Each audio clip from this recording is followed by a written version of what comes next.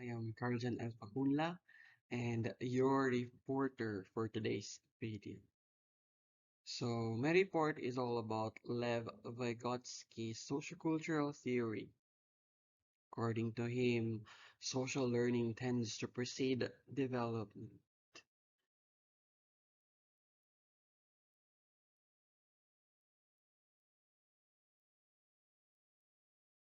So, the objectives of this lesson is that at the end of the lesson, the students should be able to do the following. First, define what is sociocultural learning theory.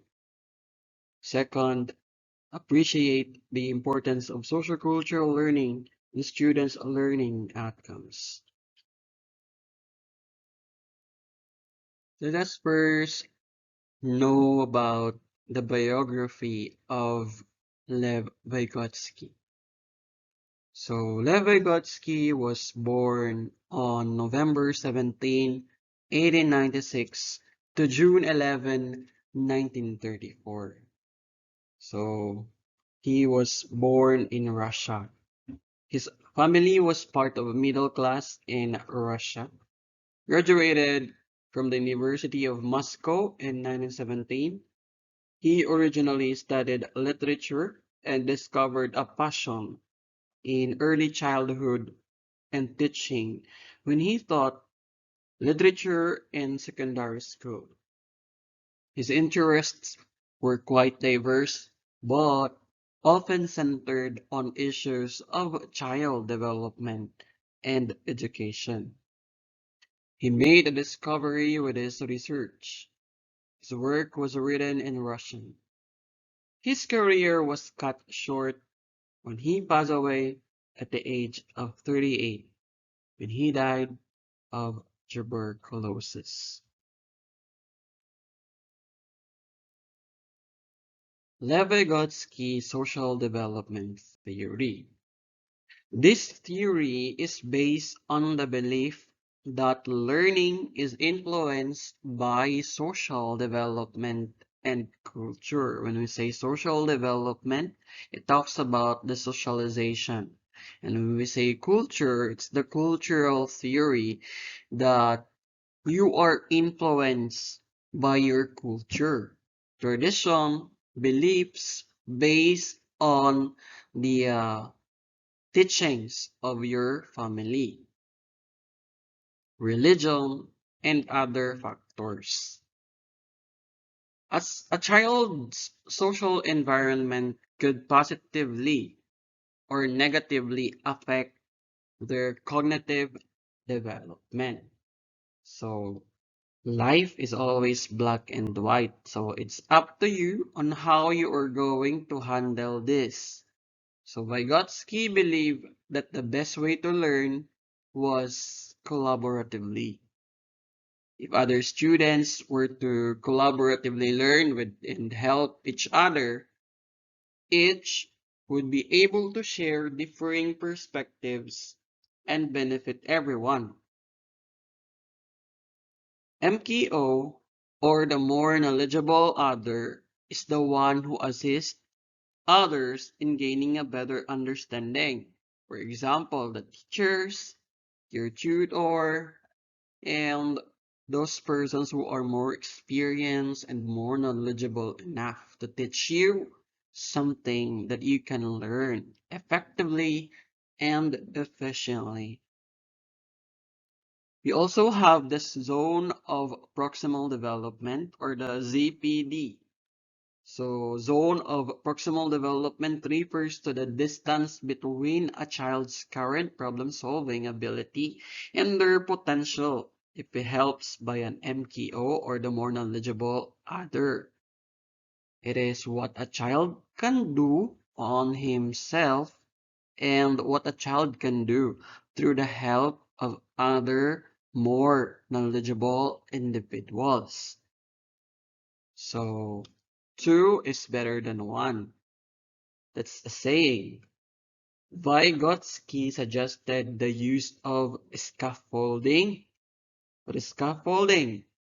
It's creating a knowledge base of which students and teachers could build further knowledge. So through the assistance, through the help of the MKO or the more knowledgeable other, so the learner can gain more knowledge better. Sociocultural theory. With an emphasis on nurture, theorists believe all children will naturally learn to use communication, intellectual abilities, and social emotional skills. But families and community or culture influence how they carry out this task. Remember, the nurture is something that you can learn through the interaction with other people. And when we say nature, it's based on the hereditary factors. Theories include Vygotsky, A.R. Luria, James Rich, Barbara Rugoff, Greenfield, Mary, and Jerome Bruner.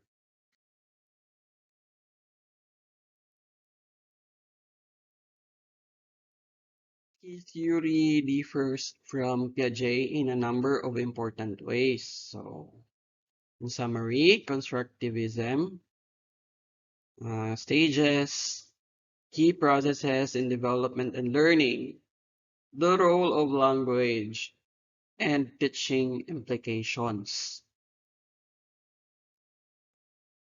So here is Sir Piaget. They have different theory or perspective in these things.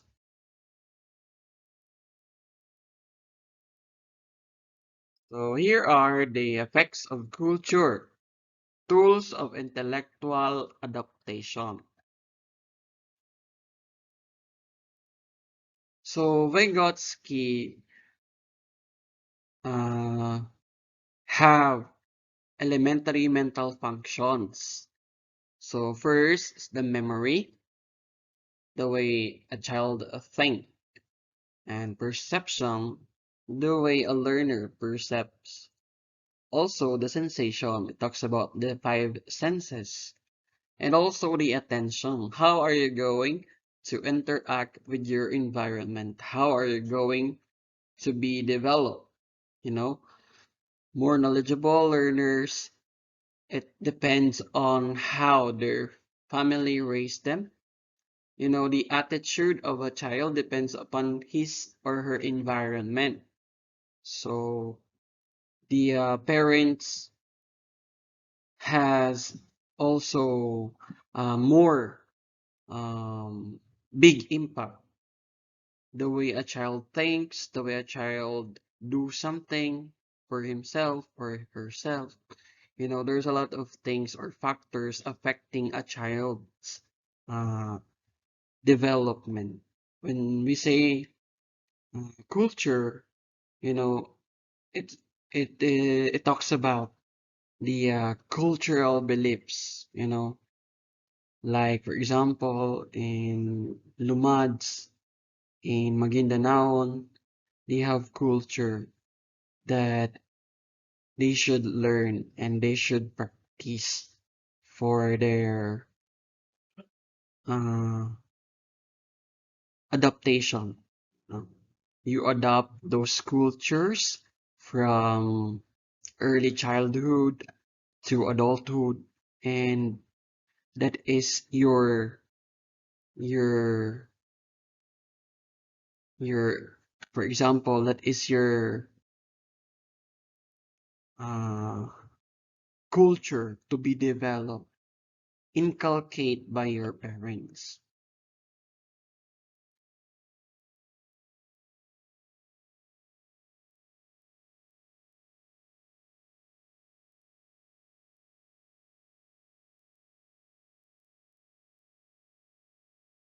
So here, social influences on cognitive development.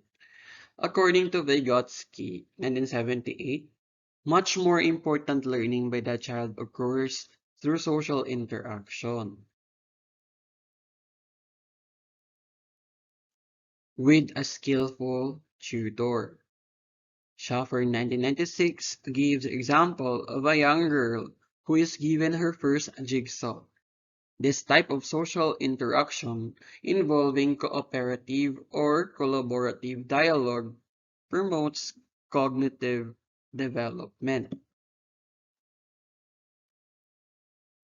So like this, a child, she can see on the monitor, she's doing jigsaw. So through the help of the more knowledgeable or his father or mother, the child can easily learn how to, of course, do the jigsaw, the puzzle.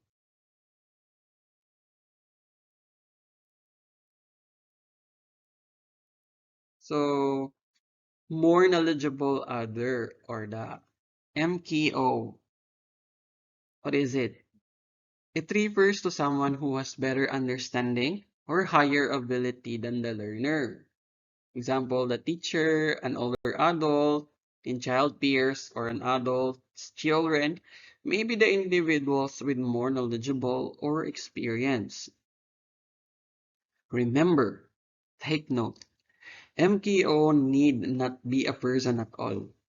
Sometimes, or some companies to support employees in their learning process are now using electronic performance support systems.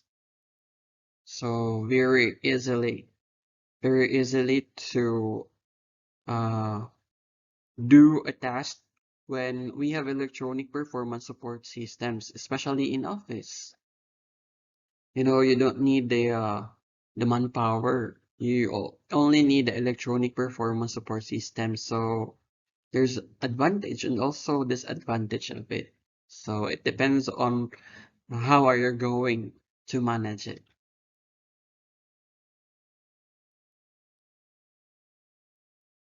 So the zone of proximal development or the ZPD by Lev Vygotsky. This is an important concept that relates to the difference between what a child can achieve independently and what a child can achieve with a guidance and encouragement from skilled partners. So as you can see on the illustration, you cannot proceed to another floor without the help of scaffolding. You know, the scaffolders there, it's a very hard job. But the importance of that job is that you can see that the development, you can see that there's an improvement on a building that you want to achieve, you know, in learners. If you want to be knowledgeable enough, then you have to try your best. You do scaffolding.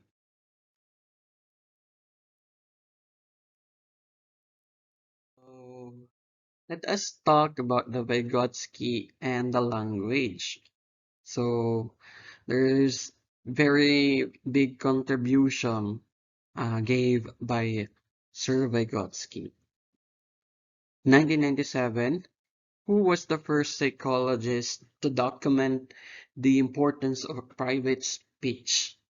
In Vygotsky's view, private speech was the earliest manifestation of inner speech.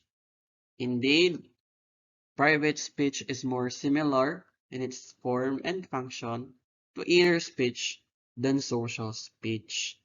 So, for example, in native or ethnic group, you know, as you can observe,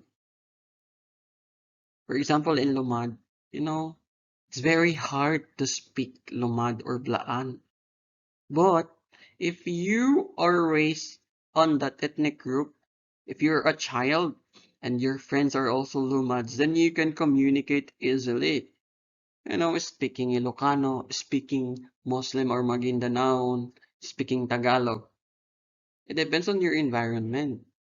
If you communicate so well, then you'll be able to communicate with other people with the same language in your daily lives, the lingua franca you are using, you are expert on that because you are in that environment. But if you are new or a beginner, you know, I'm very fond of Jose Rizal.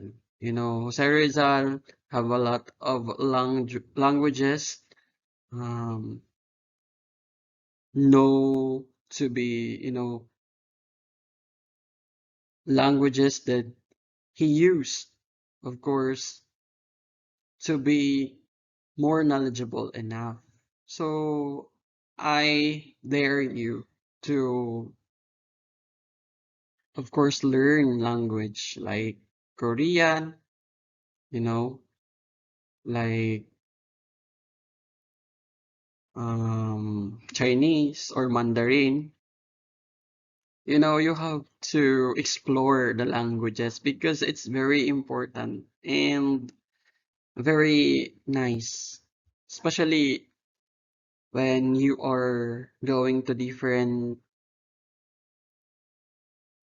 part of the world, when you go to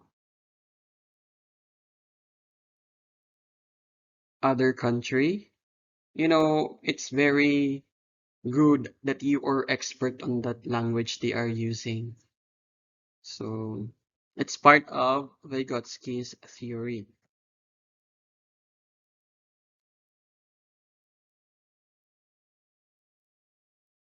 So what are the classroom applications? So in classroom applications, there's reciprocal teaching.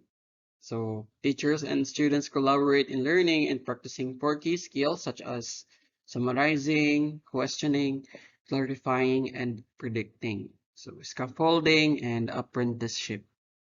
Is in scaffolding, you are doing something first before you let your learners do the task.